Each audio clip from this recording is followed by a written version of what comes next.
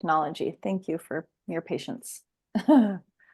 Um, yeah, welcome everyone. Welcome to those who are here live with me now and those who are joining us later. You know, there were lots of folks who couldn't make this time. So yeah, appreciate you being here. I'm going to be as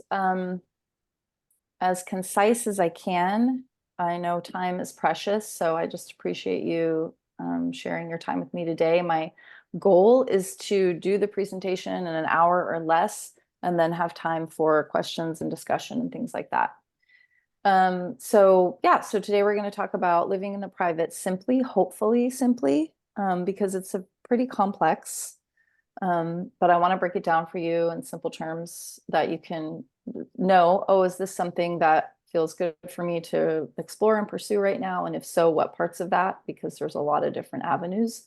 There's no really, well, I guess there could be a wrong way to do it, but there's lots of ways to do it.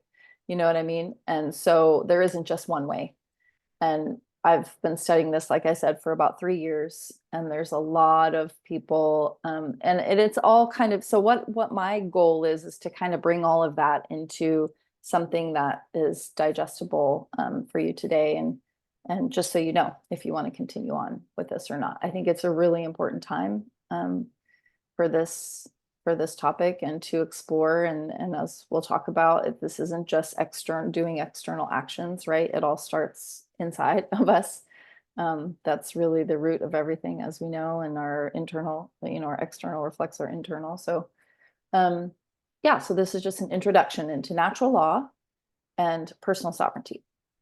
And I guess I can share a little bit of, this, of course, started about three-ish years ago now, in 2020. And about 3 weeks into the whole COVID thing is when I kind of was like, whoa, wait a minute, this is not, right. And kind of figured out what was going on, more or less, or that it was just not what was being told to us, right? And because I had probably 10 years previous of going into all the rabbit holes of all the quote unquote conspiracy theories and things like that. So it wasn't a big surprise and it wasn't really new to me. So I feel like I had a pretty easy time going, oh yeah, okay, that's what's going on. And I had always, was kind of born a rebel and like, question things. And that's just kind of my nature. So this is really not a big surprise that this is something that I gravitated towards. But for me, I was in California when everything was going on. And so I went to, I think my introduction into this information was going into this branch, and there were all these American state nationals there. I don't know if you folks are familiar with that, but and I was, okay, curious, what is this? And so it took me a couple of years, but then after I moved to Tennessee, which is where I am now, is when I recorded myself as an American state national and no longer a US citizen. And that's something that you can do. You don't have to do that. It's not necessary to live in the private. You actually did that? Oh yeah. Yeah, yeah.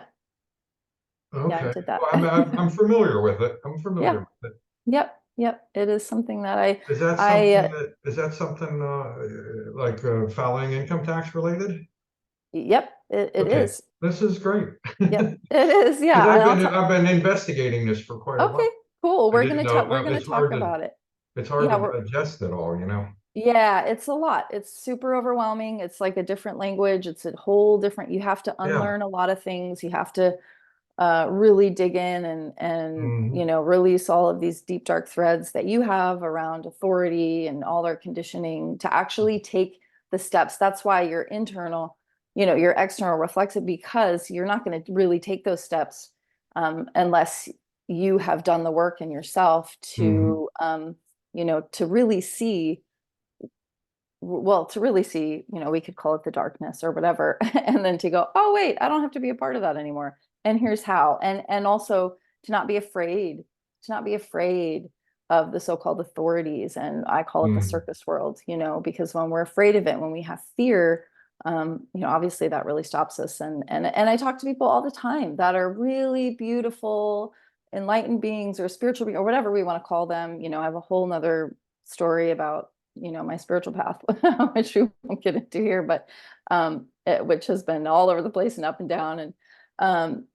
but still are like, oh God, I have to file my taxes. And there's like, just this clenching of like every part of your body because deep inside of you that there's something wrong, Hmm. but you do it because you're like, I have to do it. Otherwise they're going to come get me, and so to me personally, this is one reason why we haven't reached some state of like expanded consciousness on this planet because the faction of fear, greed, and control, which is what the systems are created from, how the systems are created, that still has most people on this planet enslaved, basically. So we'll get more into that, but that's just a little bit about my journey. Yeah. And if you guys wouldn't mind, just for the recording part, just muting yourselves. Um, if you're not muted, just so we don't have background noise. And then if you have questions, just type them in the chat.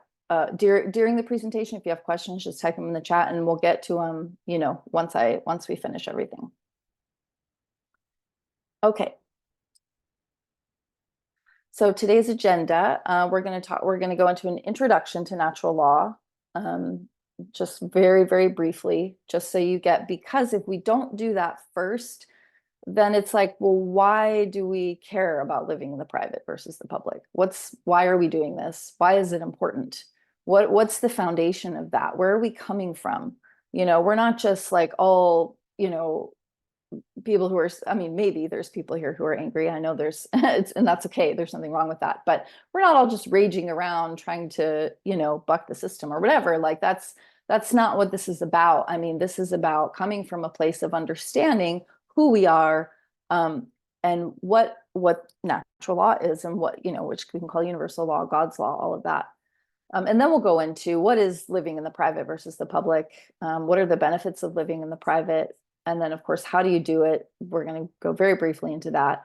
My first disclaimer is at the very end, I'm going to talk about my upcoming 6-week course that I'm going to be doing starting February 20th, which is about 2 weeks after today. It's going to be on every Tuesday for 6 weeks, which we're going to go deeper and get into all of these topics. And I just want you to let you know at the end, I am going to talk about that. So that if you want to go deeper and you're interested, that we can do that. And I promise it's super affordable. So it's not going to be some crazy amount.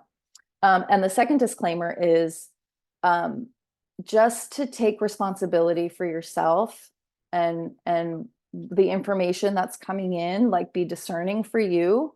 You don't listen to me. I mean, listen to me, but then take that information and go, okay, how does this feel to me? Like, where do I want to learn more about that and research in myself? And, because the whole point of this is to be sovereign and autonomous and take responsibility for yourself. It's not to outsource to me, like, oh, Tara said, or not just me or any teacher, doing this work. The irony is, yeah, we're doing this work to bring people, into an awareness, a deeper awareness of who and what they really are, which is, your own master.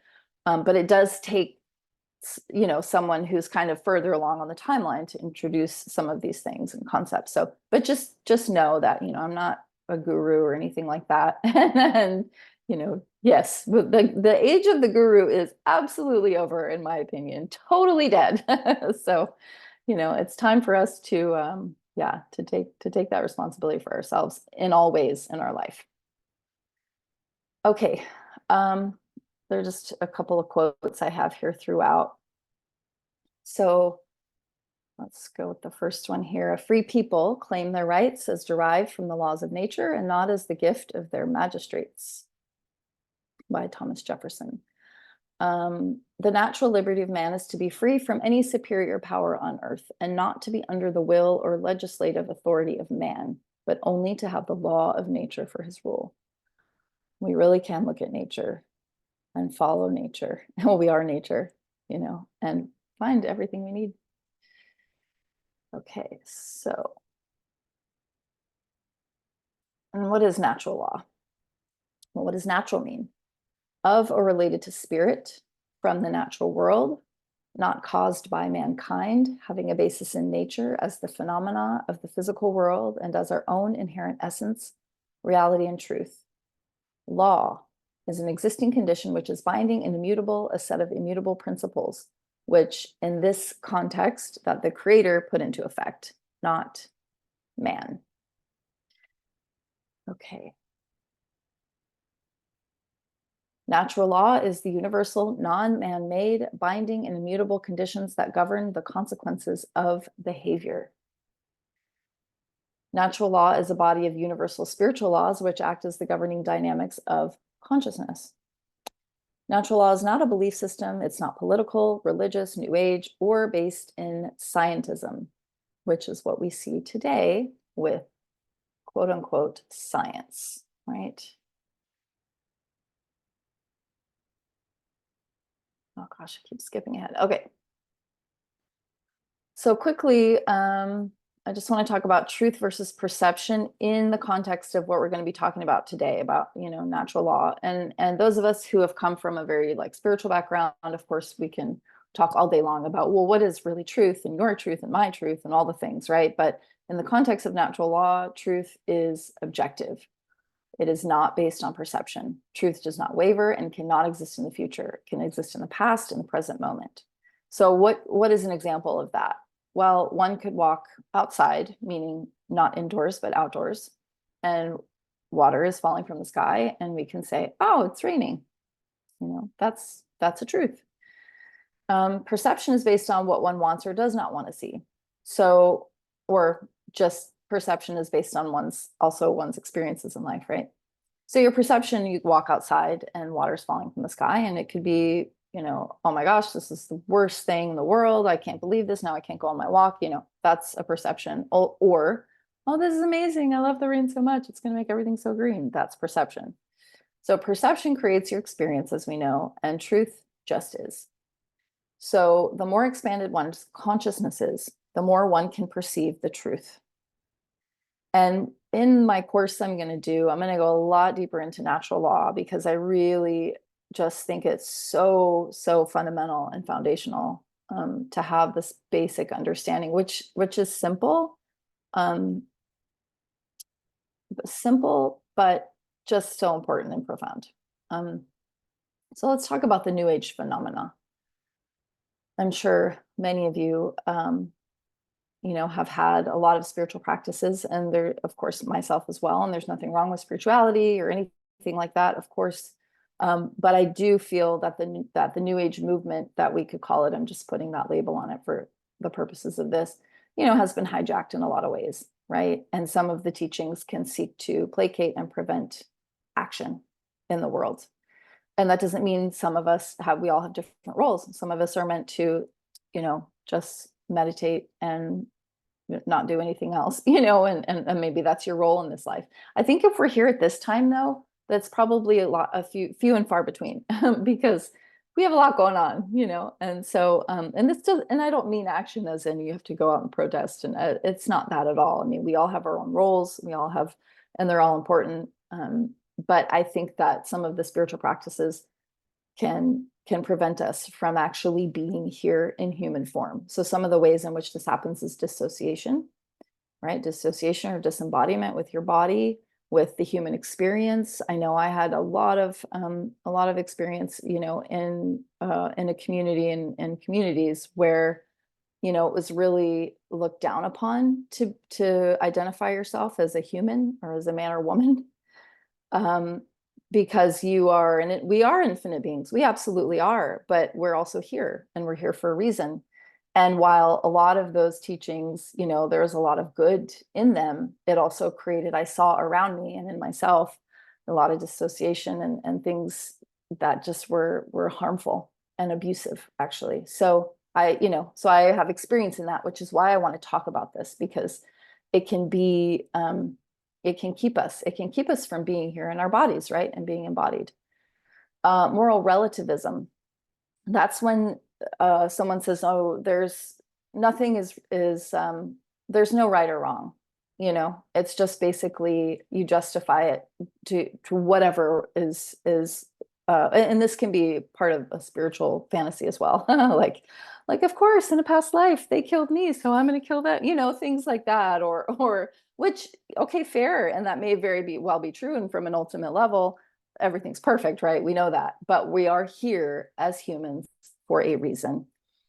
So to say that there is no right or wrong action is really does us a huge disservice, because we see what's going on in the world. And while, yes, we can say that it's this person's path or that person's path, and from an ultimate level, it's all perfect. Um, we're also here to go, well, wait, that's actually, no, that's not okay to treat people this way, so we stand up for that. The suppression of masculine, which I think is a huge, the masculine energy is the one that takes action. So when that's suppressed, that is a huge disservice. I know we see, and it's even like hormonally now, men and women, our hormones are very different than they were 50 years ago, 100 years ago, just from all the stuff in the world and all the things, all the toxins, all of that. So there's a lot less of that, like, balanced masculine and feminine, right? We have a lot of imbalanced masculine, feminine, but that's a whole nother story. And then there's the shame and the guilt that can keep you trapped in, I'm doing something wrong, I'm not enlightened enough. Oh my gosh, that was a big thing in the spiritual community I was in, is that there was always this constant striving to be more, oh, I don't get it, I guess. So I got to be more enlightened, got to be more enlightened, and that just took up all of your time and energy. And then it was like, well, wait, I'm also here as a human. And then solipsism, the ideology that one's own mind is all that exists, which is basically narcissism, but it is, it is a teaching. Um, okay, let's not spend too much time on that. Consciousness can be defined as sentience and internal and external awareness. One can have a more or less expanded consciousness based on many factors. With an expanded consciousness, there's less attachment to beliefs, opinions, identities, and therefore more ability to perceive the truth. So this is just, we all have access to different levels of consciousness based on our choices and our experiences, and maybe our blueprint or our life path or what have you. And if we choose a more expanded consciousness, then we're going to be able to perceive truth more. And there's something in the spiritual communities that we hear a lot, which is unity consciousness, right? Which is a beautiful thing, but it can be, I think, misconstrued to we're all just one and kumbayaing, which that's beautiful as well. However, it has to start with you and me, an individual. So unity consciousness really is the alignment of your thoughts, your emotions, your actions in each man or woman, which naturally results in divine right action and behavior. It just comes naturally. You don't have to try, we don't have to effort. When we take care of ourselves and our own thoughts, our head, our heart, and our gut, right? Our thoughts, our emotions, our actions, are they in alignment or are they out of alignment? Am I thinking something, but oh yeah, that's a good thought to have, or my heart is really in this one place, but I'm not actually doing the action that is in alignment with that. So imagine if every man or woman, uh, really sought to align their thoughts, emotions, and actions. And I know this is a simplistic view of a lot of different things, but I just want to give an overview for the purposes of today. Okay, so here's a question for you, just to think about. You don't have to, answer or anything. Is morality objective or subjective? Is morality objective or subjective? And I'm going to share at the end, I got so Mark Passio has been doing this work for a long time, and he has an hour-long documentary on his website, which I'll share where you can find that, about natural law specifically. And he went to, I don't know what university, and interviewed a lot of staff and students at this university. And about 80% of people said that morality was objective, just to give kind of an overview of where we're at. I'm not saying it's good or bad, it's just where we're at. So morality and quote unquote rights. Let me move this up here. All right. So morality, by definition, is the quality of being in accord with standards of right or good conduct. Okay, what does that mean? Well, according to natural law, morality is objective and it is not subjective. So a question one can ask oneself is, does this action initiate harm? Does this action initiate harm? We're going to go into what that means in the context of natural law. And yeah, what is harm? That could be subjective, right? I think it's harm. Someone else thinks it's not. Also, for the purposes of natural law and what we're talking about now, we are talking about men and women as humans. So the animal kingdom has their own law, which we're not talking about here today. Morality is in harmony with natural law. It is based in truth, which we talked about before. It just is. It just is. There's no perception and there's no bending that. So everyone has the same value and the same inherent rights. Well, you only have rights. You only have the rights that you claim. And we'll get more into that. But rights cannot be granted by one to another because rights don't come from humans or documents, just as rights can't be taken away. And a right cannot be licensed. So we'll get into that later, how licensing and permitting things is a wrongdoing. And again, we truly only have the rights that we claim as men and women. You know, there's we have the Constitution and we all have our inherent, rights or whatever. And that's really not true unless you claim those rights and speak your law, your personal law. And then, of course, one cannot delegate or grant another to commit a wrong. They do, it's done all the time. But that's again, and we'll talk more about that later. It's not an excuse. Oh, I was just told to do that. So it's not my fault. It was just an order I was given. Okay, what are the transgressions in natural law? They're pretty simple. Here they are.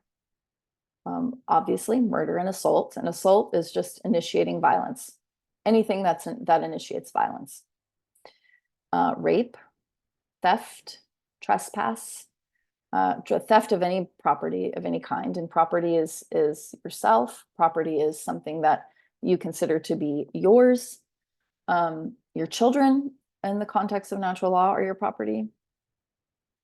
Trespass is trespassing, just again, on your property, something that you consider to be yours. And coercion, right? And coercion, of course, can include lying and manipulation. These things are all transgressions according to nature and natural law. All transgressions are essentially a form, of theft. And to go deeper, a theft of property. So everything, you could really say everything is your property. Your life is your property. Your rights that you claim are your property. Your freedom, your security, your free will, your body, all of these things are your property. So all transgressions, you could essentially boil them down into theft. And self-defense is your right. So we talk about assault and violence. According to natural law, if someone is initiating violence against you, you have the right to defend yourself. So if there's kids at a playground, when we were little and we'll just say two boys are fighting, could be two girls, doesn't matter. And the teacher comes out and says, okay, everyone to the principal's office. And they say, well, he started it or she started it. And the teacher says, it doesn't matter. Everybody's going to the principal's office. And then it's like, well, actually, it does matter who started it because one of them was just defending themselves, and the other one is transgressed according to natural law. Okay. Guys, I'm going to just see if there's anybody that's popped in. So we're just going to stop share for a second. Okay. All right. Just wanted to make sure.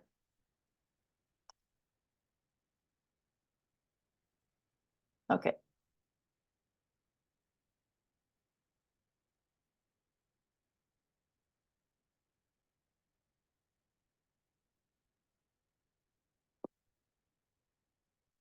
So one does not become enlightened by imagining figures of light, but by making the darkness conscious. The latter procedure, however, is disagreeable and therefore not popular. And I think we can all agree, we've seen a lot of that in these times, right? There's been a lot of not wanting to look, not those of us here, most likely, but not wanting to look into, if we just simplify it and say, call it dark and light, not wanting to look at the darkness or what's there, and that really is, I think we're able to see in ourselves, as far as we or we're able to see externally what's really going on to the extent that we've seen what's really going on in our, in ourselves. So it's the micro macro. Again, it's all starts with us, right? Um, okay, let's see. So let's talk about why authority is illegitimate. We all have, there's so much like authority in the world, and we're just conditioned to go along with it. Like, oh, there's this authority and that authority. And, and again, a caveat, when we're children, obviously we need, authority figures and parents and other well-meaning adults who care for us and who look out for us. And that's not what we're talking about here. Obviously, a parent has the right to, have a say on what their child's, does or doesn't do and things like that. Of course, that's a whole nother topic, parenting, which we won't get into, but I just want to say that we're talking about authority as adult men and women. What does that look like? And we've all been conditioned from the time we were children to, listen to our teachers and go to the doctor and, pay attention to do what's right with the government, yada, yada, yada. We all know this. And because we all have access to the same rights, it's probably a better way to say it. No man or woman is above another man or woman or has the right to coerce another into doing something they don't want to do. Just full stop. Therefore, authority, defined as the power to enforce laws, exact obedience, command, determine, or judge, is wrongdoing according to natural law, because it's all done with coercion.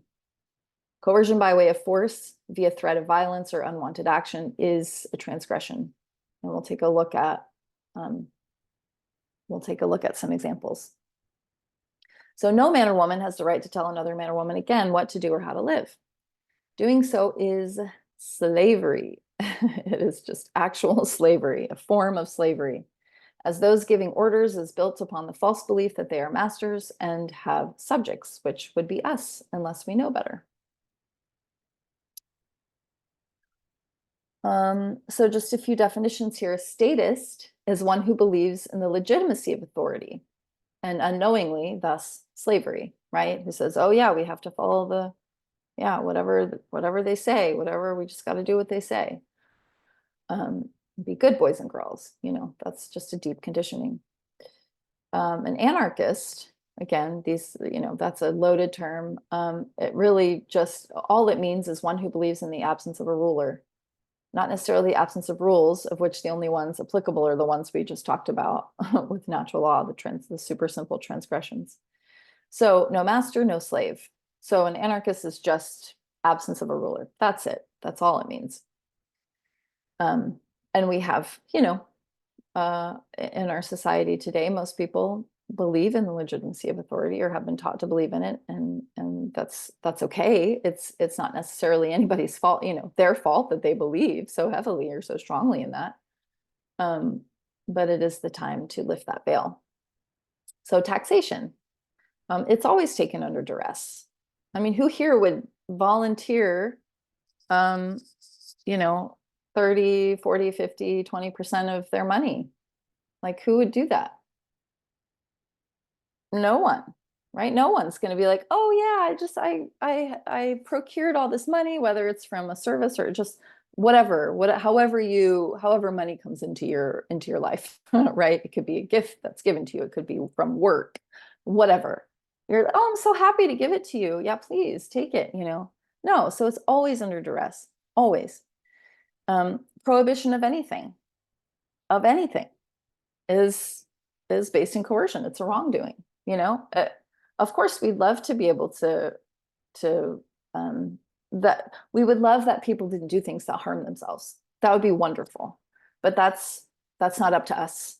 Adults, men and women, they can do what they want to do, and we can't really say anything about it. Of course, if it's a loved one or that's not so easy, and hopefully we can have a nice conversation, but ultimately we know that doesn't work anyway. So when a quote unquote government, which is a corporation, tries to prohibit people from doing things, it's not any different.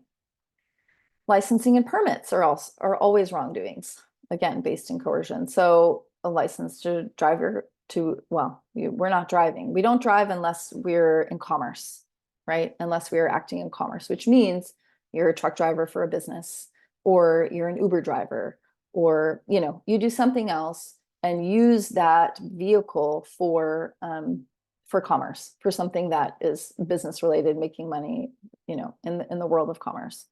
Then you do need a license, a driver's license, because you are operating in that jurisdiction, the jurisdiction of commerce. But you and I most likely are traveling. We're not driving. We're just traveling from point A to point B in our property, in our automobile, which is our property. So we don't need permission to do that. We actually don't need permission to do that. Permits, for whatever. I mean, there's permits to camp, permits to fish, permits to, you name it. We have to get a permit for it, right? All of these things are wrongdoings based on coercion. So the control and slavery system is a limitation of free will through the destruction of possibility. So true freedom includes infinite possibility, which includes the possibility of chaos, which must be embraced without fear to be truly free. And in order for us to be truly free, our imagination must be present. So when we're limited, we can't do this, we can't do that, we have to get permission to do, or think we have to get permission to do all these things.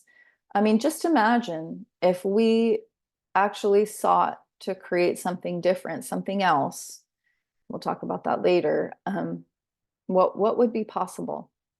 And of course, the argument with a lot of people is, well, if we didn't have any any rulers or whatever, then the world would just be chaos and everybody would just do whatever they wanted to do. Well, there's already chaos through violence and we already are living in that chaos through violence and slavery. It cannot prevent chaos. And you're always going to have your faction that's going to be committed to chaos, whether we have anybody trying to rule us or not. That's just human nature.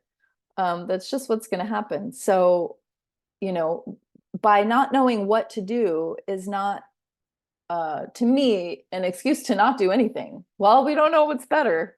Well, there's something better, and it's up to us. We're actually the only ones who are going to be co-creating that together.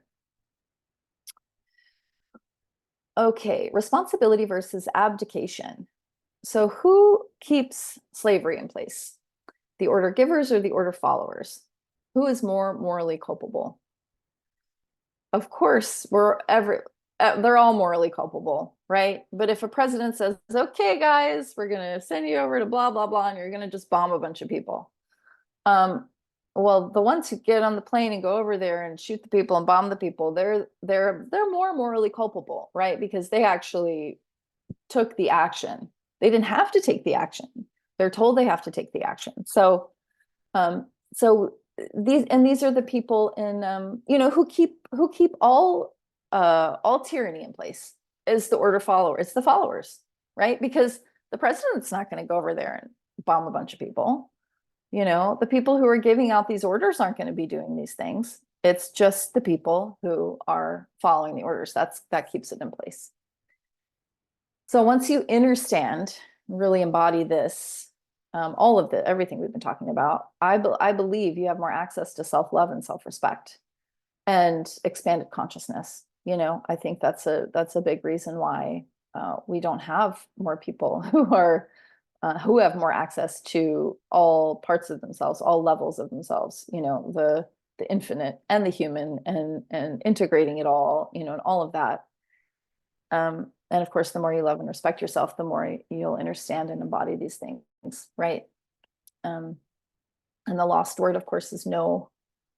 It's okay. It's okay to say, we're all such people pleasers, or conditioned to be such people pleasers. We don't want to upset. We don't want to confront. We don't want to. And it's not always the time for no. There's a time for walking away. There's a time for saying no. There's a time for conditional acceptance, which we talk about more in the course. All these things. There's a time to ask questions.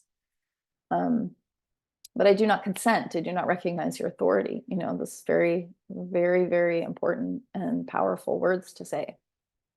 So if we imagine like a cartel or gang on the street, doing just having a bunch of shenanigans and murdering people and drugs, just all the things. And we're like, oh, that's really wrong. They probably shouldn't be doing that.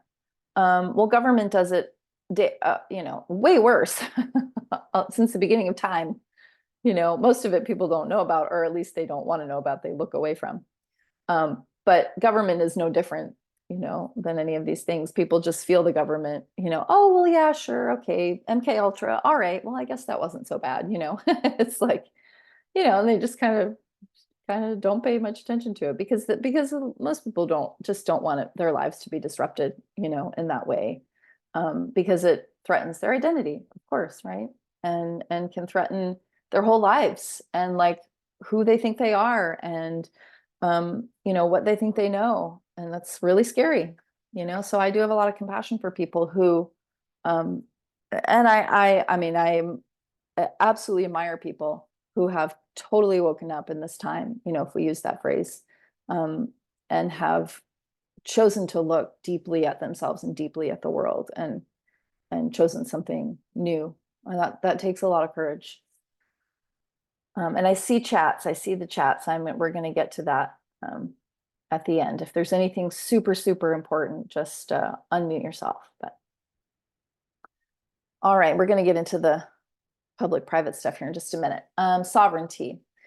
What is sovereignty? It's supreme authority, one who is above the rulership or control of another, not a slave, a monarch who rules the kingdom of self. One controls one's own thoughts, emotions, actions. Again, mastery of one's consciousness, mastery of oneself.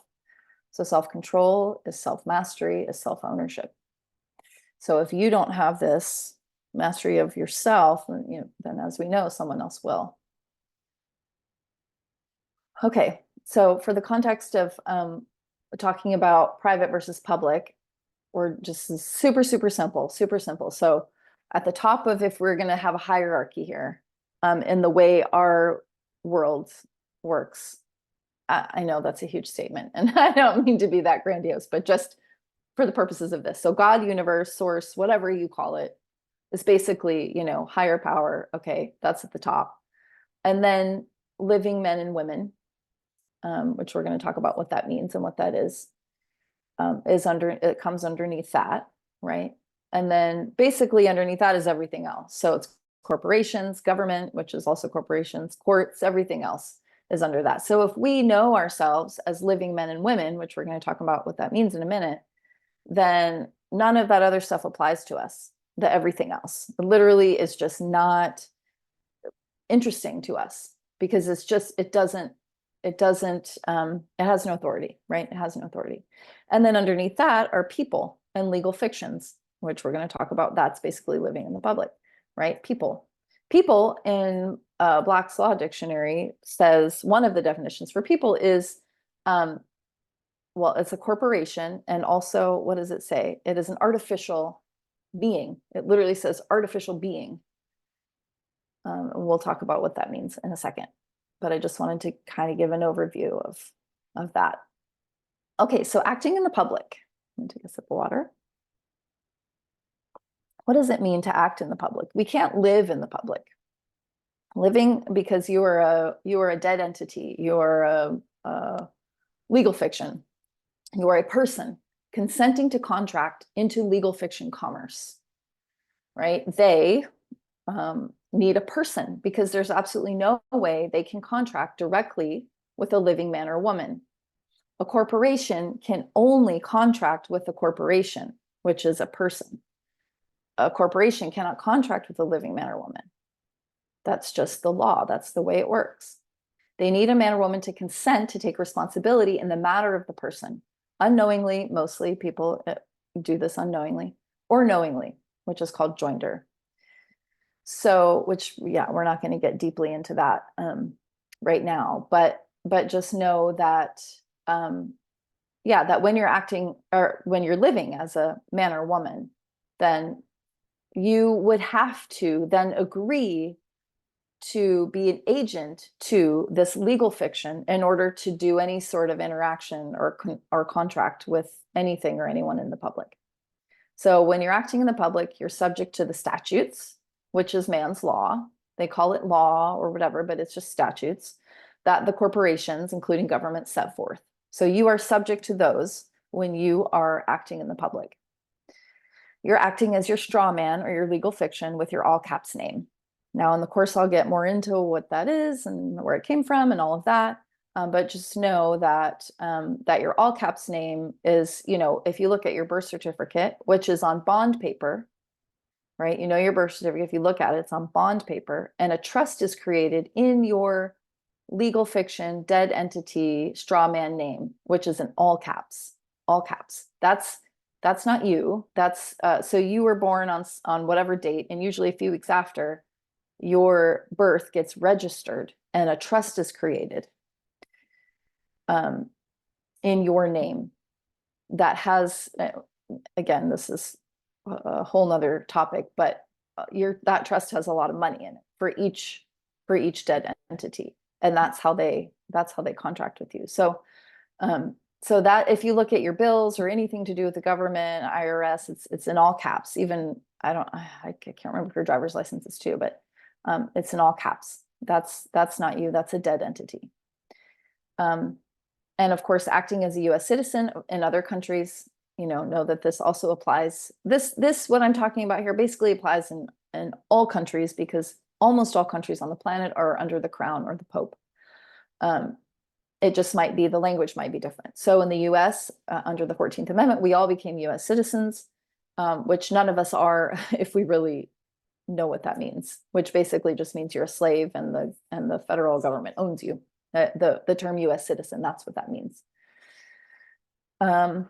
So just know when you're playing the game of acting in the public. So this could be, you're playing chess, right? And you're moving your queen or your knight or whatever, and that's not you, but sometimes you're doing that, you're moving that. So it's not as though we can never act in the public, or it's totally wrong and nobody should ever do it. It's not that. It's like, oh, I know this is the game I'm playing, and if I want maybe this privilege that acting in the public gives me, then I'm going to be playing that game right now.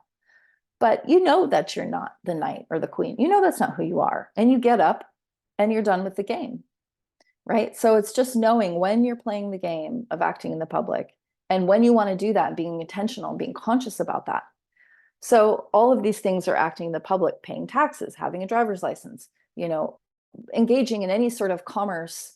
If you decide to choose to go to court or anything like that, these are all instances of acting in the public. And so it's not that we need to fear our legal fiction, our all caps name. It's not to fear it. We may want to open a bank account in that all caps name that gives us a privilege that just dealing in cash doesn't give us, right? And I know people who only deal in cash. They don't have bank accounts. They don't do that anymore, and that's just the next step. That's just a step that you can take. And you can build your life around that. You can create whatever you want. That's really the whole point, is that you get to decide how you want to create and live your life as a living man or woman. You get to do that. You get to have however much freedom you want. And the point of all of this, and I think one of my roles, is to just be a way shower of, you don't have to be afraid. You don't have to be afraid of someone coming to get you, for doing any of these things. That is your right if you choose to take that right.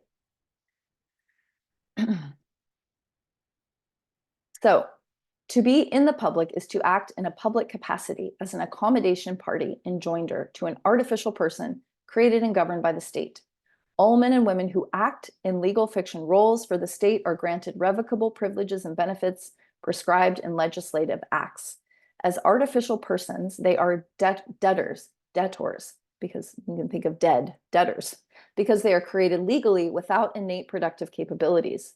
Their right to contract is limited, and they have limited liability, being legally incompetent creatures of the state. It's legal children. They are inside and under the state, of the people, of the state, done for the state. And that definition comes from that website right there. Okay, now we're going to get into living in the private. What is living in the private? So every man or woman is born in the private. And in the private means not in the public. So you are disengaging yourself from the public, and you are saying, hey, I'm a living man or woman, and I know that now. So men and women live in the private, not a person or any other identification. So in this case, yeah, this is so really only men and women can live in the private. Only men and women can live on the land in the private, not any other identification. So we have a lot of different ways people are identifying these days, and I have no, I have no juice in that game, like whatever. But I know that it's a part of an agenda to confuse people, but also to to neutralize this whole idea that we are men and women, right? So I'm not going to say more than that. Yeah. Okay. So common law, natural law, law of the land are all kind of interchangeable, although they are a little bit different. Like common law and natural law are based on the natural law I just talked about. Common law is a little bit different. There's different jurisdictions, and which we'll get into more deeply in the course. Um, there's sea jurisdiction, land jurisdiction, and air jurisdiction. And we were all born with our birth certificate in the sea jurisdiction, out to sea, basically. We're just out to sea. And they did that because, oh gosh, there's a story. Basically, when people went out to sea, I think if they didn't come back in a certain amount of time, they just presumed them dead, right? So then they become a dead entity, a dead person. So under common law jurisdiction or law of the land, both parties must enter into every contract knowingly, voluntarily, and intentionally, right? You see the difference between that and living in the public where things are just kind of enforced upon you. Most people it's unknowingly, or they just don't know better, and so they consent to it. And if you don't speak up, that's also consent, right? If you don't say anything, that's you consenting to it. So but in the private, it's two adults, men and women, being absolutely aware of the contract that they're entering into. And if it's not any of those things, it's unenforceable and it's void. So this is how a lot of people are doing work now with different things that, getting different debts released and things like that, which is a whole thing. But because there never actually was a contract between the living man and woman, and say the credit card company, there was no contract. That you didn't sign anything to say, yes, I'm going to do this and do that, and all of that. So contract is very, very important. It's very important. And when we're living in the private, um, it's a good rule of thumb to ask questions instead of answer them, to say, authorities, people, men and women acting as authorities. That doesn't mean you can't ever answer questions or anything like that. Sometimes it's time to walk away. Excuse me.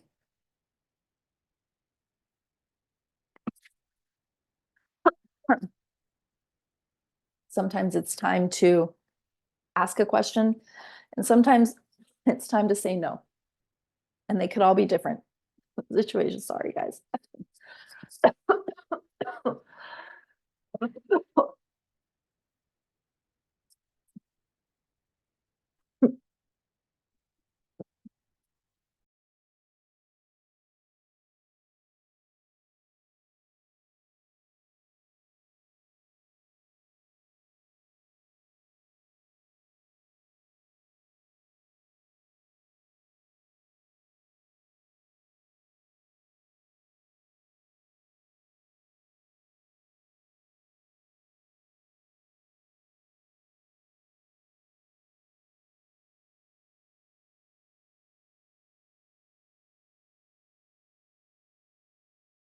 I'm alive.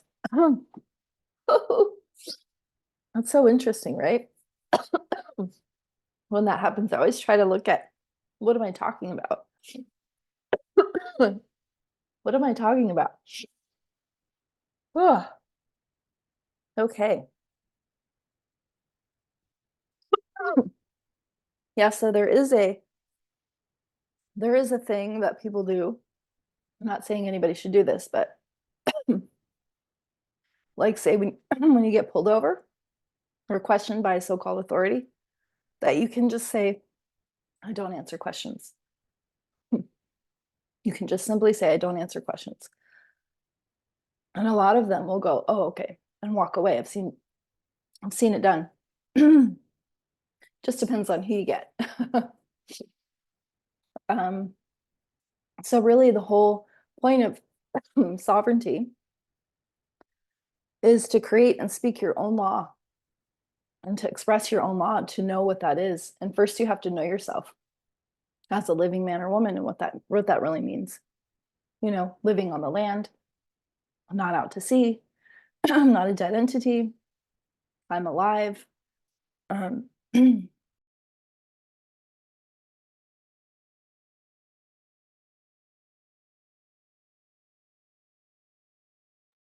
oh, I was muted the whole time. I'm sorry, you guys. Oh my gosh. I thought I had unmuted myself. I did You not. did. You just muted for the last second. You're good.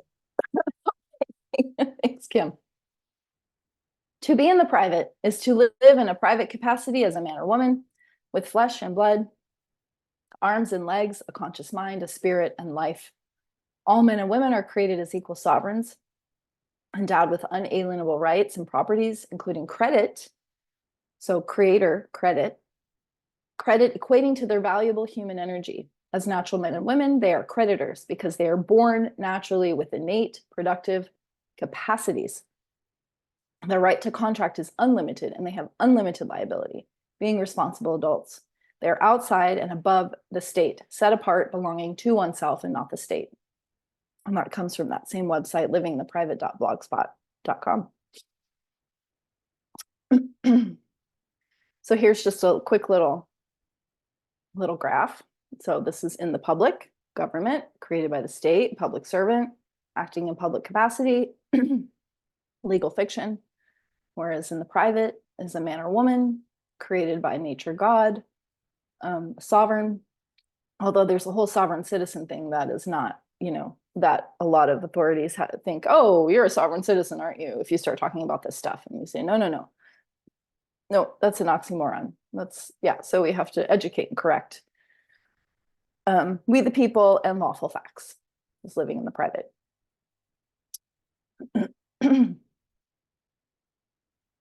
Obviously, the benefits to this work are endless. Depending on how much freedom you want in your life. It starts with your inner freedom, right? Knowing that no one has authority over you. So this work, it does spread, in my experience, to every area of your life. It cleans up your relationships with yourself and others because you get really intentional about where am I leaking, where am I externalizing myself, my power, my whatever. So really you're taking full responsibility for everything in your life. It's pretty cool. I mean, just down to the, oh, okay, I'm paying this bill. Who am I paying this bill to? Do I want to pay this? Is this what it, just questioning, just asking questions. What am I doing? Where am I spending my money? Which of course, money is a whole nother topic. True freedom to the level that you desire again. So this isn't something, I'm not like out living off the grid in the woods, with I haven't renounced my social security card, all the things. These are all things you can do. There's nothing wrong with any of them. But you can do this work to the level that you desire and that you want, and you can take it in baby steps.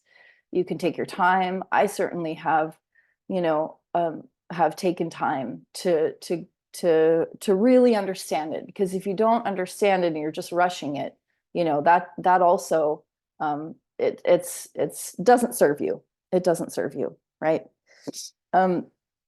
So creation is ownership, control. You're the creator. So then if you create it, whatever it is in your life, then you control it, right? And in a healthy way. I'm not talking about, control issues. And then releasing the anger or fear around our conditioning, right? Our conditioning of, I'm doing it wrong. I got to be a good boy or girl. I have to do the right thing. Oh my gosh, I got to pay my taxes. It's like, helping everybody else, when I know in the US anyway, that paying federal taxes only goes to harming others, only goes to harming life. It doesn't go to, it doesn't go to building roads and doing things like that. State taxes possibly, maybe some of that goes to these things. So by engaging in, in federal taxation, which is essentially theft, by engaging in that, for me, it was like, oh, I'm supporting harming others, harming life. And so that was a really clear thing for me, that I needed to figure out how to do that. But it took first the inner work, right? Of not being afraid. And now I'm like, it's just a big circus joke to me, like it. Yeah. Okay. So how do we do this? Do the inner work, of course, of freeing yourself from the mental and emotional slavery and conditioning that we were just talking about. And again, we're going to go into that if you decide to join me in the course. I'm going to try to balance it between the inner and the outer, so that we're doing the inner work to take the outer steps. So ask yourself what you really want and how much effort you're willing to put in. And I will tell you, this is not something you can do without putting the effort in, without doing your due diligence and studying. And really going and, okay, I want to understand and study this right now and this. And again, you can go to the level that you want to go to and take your time. There's no rush. However, it does take the effort, to understand these things. And are you ready to accept yourself fully and take responsibility for yourself in all ways? It's really important. We have to see ourselves fully. We have to know ourselves. We have to know all the parts of ourselves and accept them and love them and not reject any of them, right? It's a huge part of this work, and say, it's okay that I'm feeling scared, to not file taxes this year or whatever it is. I'm just using that. It's an easy example. And are you ready to internalize your well-being instead of externalize your well-being? And in what ways are you externalizing your well-being? So outer, how do we do it? So I talked about a little bit at the beginning. You can correct your status from a US citizen, or again, whichever country you're in. So this is how it is. Of course, I only have experience in the US, to an American state national. Again, this is not necessary to live and know your law, but it can be a helpful step. And it's been helpful for me because it's been something external and active that has helped me to do the inner work as well. As I send out my notices, as I do these things, it's like, okay. And it feels very empowering. It just felt very, very empowering for me. And it continues to do so. So that's something that we will talk more about in the course, and I'll give resources and, how to actually do that. Yeah, because it does take, again, it takes effort. It's not something to be taken lightly. Not because you have to fear it, but because, just being really intentional. So do the research and due diligence, as we've been talking about. If you don't understand something, don't do it. That's a good rule of thumb. If you really don't fully get it, don't do it. And you can revoke your consent to pay federal income tax, because it's always been voluntary in this country. It's always been voluntary, and it is in fact theft. Revoke your voter registration, because you're no longer a US citizen, if you choose to go the national route. And then know and speak your law, which is something that, is not something you do overnight. It takes time to understand all of these things and to be able to speak it to others, and to, if you come into a situation, I did have got pulled over probably back in April by a woman who, was acting as a police officer. And I talked to her about this stuff, and she was pretty open to it. So you just never know, you just never know. I mean, it really is going to take education, at this point. And that's up to us. If it's something that you feel to do, it is up to us. And it was the first time in my life that I got pulled over and I didn't have a reaction in my body of like, and fear, and get scared and go, oh my God, I did something wrong, and feel bad, and all the things. I was like, okay, I was just completely calm and yeah, it was progress. It was really nice. Okay, so this is the portion, and after this, we're gonna go to questions and discussion. So thanks you guys for sticking with me. So the course I'm going to be doing is called Be Free. It's a 6-week course and work group where we're going to be doing lots of different things. 6 weeks, 75 to 90 minutes, probably be 90 minutes at least a week because there's so much content. Of course, it couldn't all fit in 6 weeks. However, I'm going to distill it. I'm going to distill it to things that I feel are very important to start this work, and then give a ton of resources. I have so many resources that you can, go further into where you want to go further. But we are actually going to be doing a lot of work too. So I'm going to do some presentations like I did today. They won't be as long, but each week, and then we'll have discussion and questions, and we will be workshopping a lot of things. So the gift donation for that 6 weeks is it's on a sliding scale of 222 and 444. And that will be accepted, per man or woman. It starts Tuesday, February 20th at 4 p.m. Eastern, same time as today, and it's going to go for just 6 consecutive weeks. And here's the outline. This is very brief outline. We're going to go more in depth into natural law, spiritual and health sovereignty, of course. As we know, health sovereignty is something that we've all learned a lot about in the past, or that people in general, men and women, have learned a lot about in the past few years. We are going to talk about what it is to be an American state national, which is called correcting your status, what that looks like, how you can do it, all of that.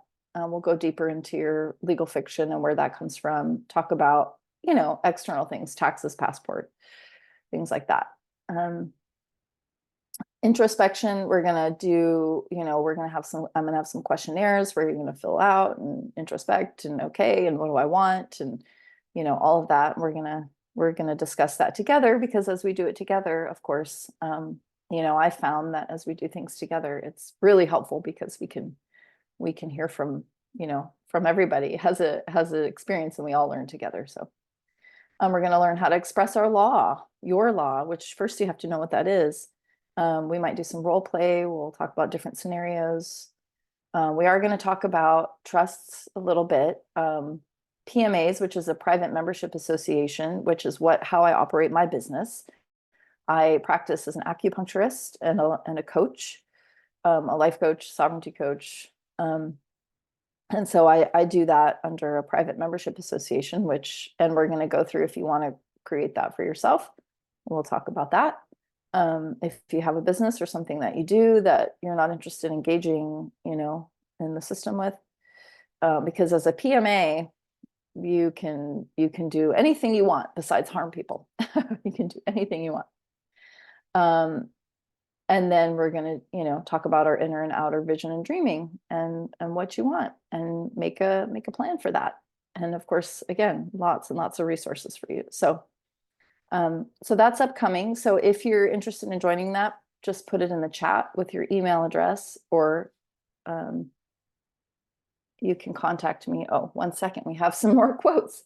There are only 2 mistakes one can ever make on the path to truth: not starting and not going all the way. Buddha said that, apparently, supposedly. None are more hopelessly enslaved than those who falsely believe they are free. That's powerful. Which most people do not know that they are enslaved. Okay, so yeah, so also if you're interested in the course, again, it's starting in 2 weeks. You can email me there at tara@taralong.com and just let me know, and I'll get you all the info, and how to gift that. Yeah, so or if you have questions about it, just reach out too. Yeah, if you have questions. Okay. So now I am going to look at the chat because it's quite active. Let's see. All right, I'm going to stop the recording real quick though, so that. So for anyone who joined us, and this was recorded, thanks for joining us after the fact. And please do reach out and let me know if you have any questions or if you'd like to join us for the 6 weeks for the Be Free course coming up. Okay, I'm gonna stop share. Stop recording.